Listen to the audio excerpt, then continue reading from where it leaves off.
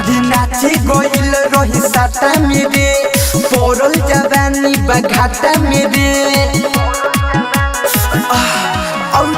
नाची गोइल रही साटा मेरे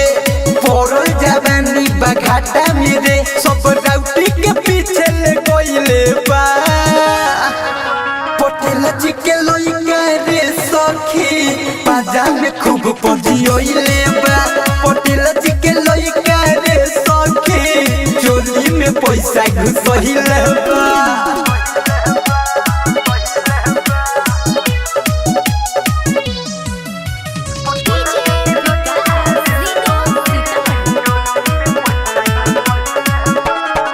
मोरले बा मजा सोभी पीके रोहे भोगिरे ढोरी के हमारा नीचे दे सखी कोइले बा ढोगिरे सब कोमर के दर्द बढ़इले बा पटेल जी के लइका ए सखी बाजा में खूब पजियोइले बा पटेल जी के लइका ए सखी कोमर के दर्द बढ़इले बा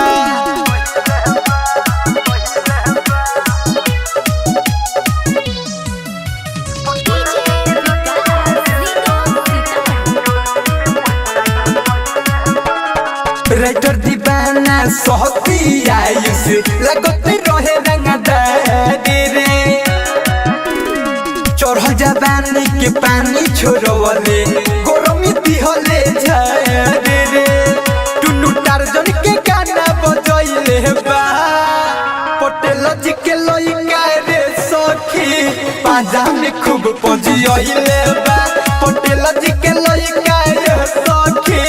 चोली में पैसा घुसइले बा।